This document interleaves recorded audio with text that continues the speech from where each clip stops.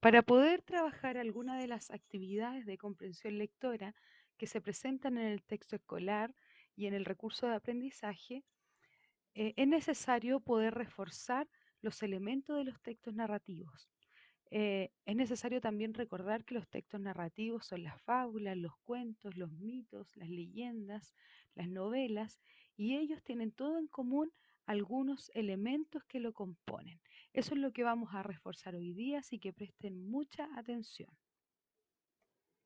Vamos a partir con el primero de los elementos, que es el narrador. Todos los textos narrativos tienen un narrador, que no es lo mismo que un autor, ya que el autor es quien escribe el texto. Sin embargo, el narrador es el personaje que no cuenta como un personaje en la historia y tiene la función de narrar y contar los hechos que suceden. El narrador conoce muy bien lo que sucede en la historia. Por esa razón es él el que cuenta toda la historia y las acciones que realizan los personajes. Los personajes son otro elemento de los textos narrativos y los personajes corresponden a las personas, seres o animales que desarrollan la historia y realizan las acciones.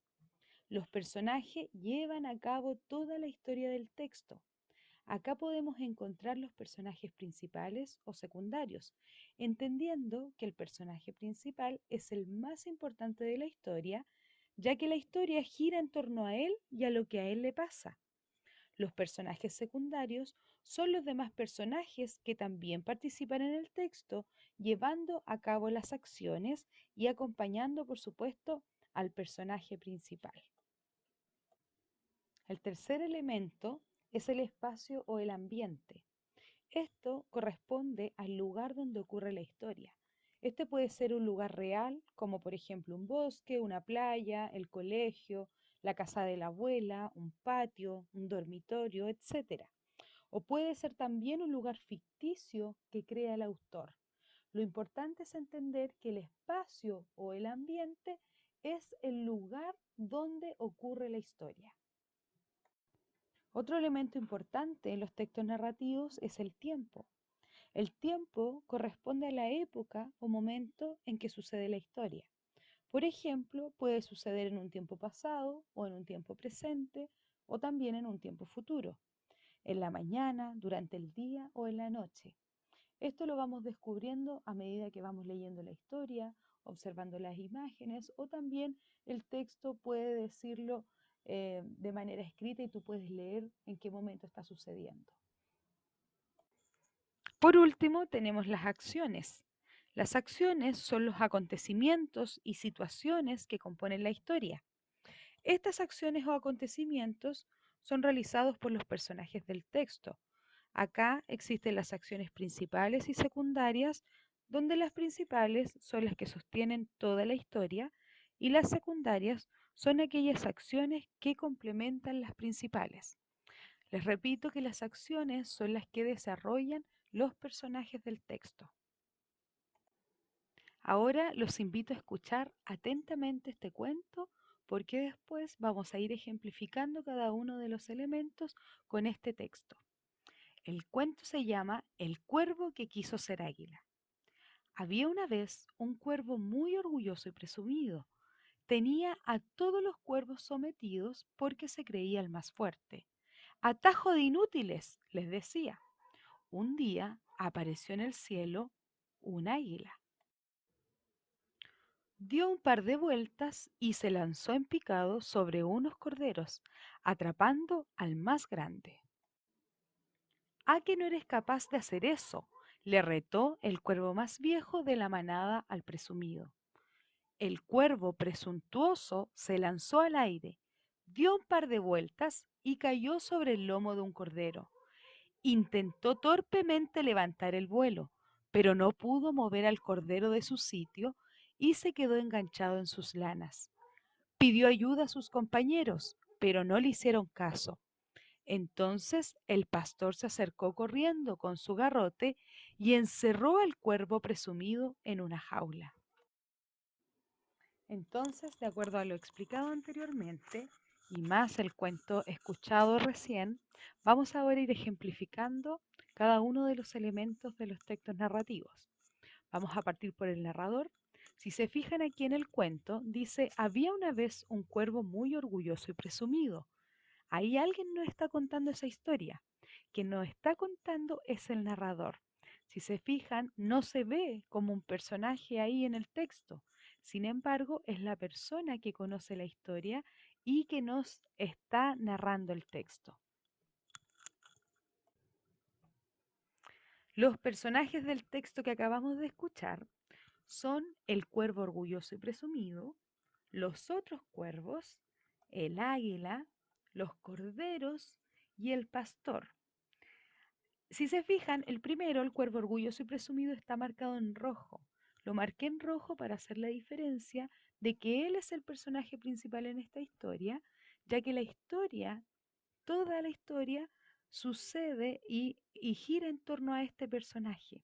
Y los demás personajes que están con letra negra son los secundarios, porque también ayudan a que la historia suceda. Sin embargo, la historia no gira en torno a ellos, ¿ya?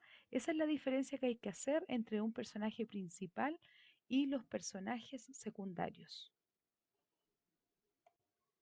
Vamos a ver ahora el espacio, el ambiente del cuento que escuchamos. Podemos definir acá que el cuento tiene como espacio o ambiente el campo. ¿Por qué? Acá en el texto no nos aparece que esta historia sucede en un campo, pero si nosotros observamos las imágenes y escuchamos la historia, podemos darnos cuenta que participan animales que viven en el campo. Entonces, a partir de eso, nosotros podemos inferir el lugar donde ocurre la historia.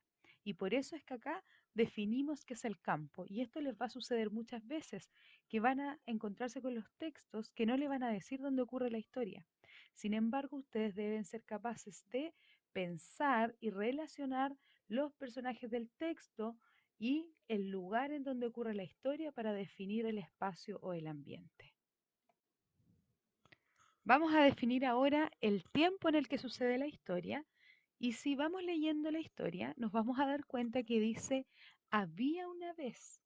Eso quiere decir que es algo que ya ocurrió. Entonces a partir de eso nosotros podemos definir que el tiempo es en pasado. Y además, observando las imágenes, podemos darnos cuenta que sucede durante el día. No podemos definir si en la mañana, en la tarde, porque no lo dice el texto, pero al ver las imágenes podemos ver que está claro y podemos definir entonces qué es durante el día. Hablemos de las acciones ahora del cuento que acabamos de escuchar. Acá les puse las imágenes de todo el cuento porque las acciones corresponden a todo lo que sucede en el cuento. Sin embargo, yo les hablé de que podemos definir las acciones como principales, ¿cierto? Y también como secundarias. En este caso, una de las acciones principales, por ejemplo, es cuando dice, aquí en la segunda imagen, dice, dio un par de vueltas y se lanzó en picado sobre unos corderos. ¿Ya? Ahí, por ejemplo, lo importante es que se lanzó sobre el cordero. Esa es una parte importante, es una acción importante. Sin embargo, el hecho de que haya dado unas vueltas es una acción secundaria, ya que si nosotros contamos la historia, es importante contar que se lanzó sobre un cordero, pero no es tan importante decir que se dio la vuelta o que no se dio una vuelta. ¿Por qué? Porque la importancia aquí está en que se lanzó el cordero. Entonces, así es como nosotros vamos definiendo las acciones principales y secundarias. Otro ejemplo más que podríamos dar para esta situación de definir cuál es una acción principal y cuál es secundaria es, fíjense en la última estrofa, en la última, al final del cuento, donde dice, entonces el pastor se acercó corriendo con su garrote y encerró al cuervo presumido en una jaula. ¿Qué es lo importante de ese párrafo? Lo importante es que vino el pastor y encerró al cuervo en su jaula. Entonces ahí tenemos una acción principal, porque eso es importante en la historia. ¿Qué sería una acción secundaria? Que el pastor se acercó corriendo con su garrote. ¿Ven? Esa acción es secundaria porque acompaña a la principal. Las acciones secundarias generalmente son las que nos dan más detalles de la historia. Sin embargo, las principales son aquellas que no se pueden cambiar. Por ejemplo, si nosotros dijéramos, se acercó el pastor y lo tomó, y no dijéramos que lo tomó y lo encerró en una jaula, cambiaría mucho el final. ¿Se fijan? Entonces ahí es donde nosotros nos damos cuenta de que estamos frente a una acción principal que no podemos cambiar. Entonces con esto finalizamos el refuerzo de los elementos de los textos narrativos, pero si aún continúan con alguna duda o algo no les quedó claro, pueden ver el video nuevamente o bien comunicarse conmigo para hacer las consultas a través del medio que ustedes prefieran, de lunes a viernes de 2 a 5 de la tarde. Que estén muy bien, un gran abrazo para todos.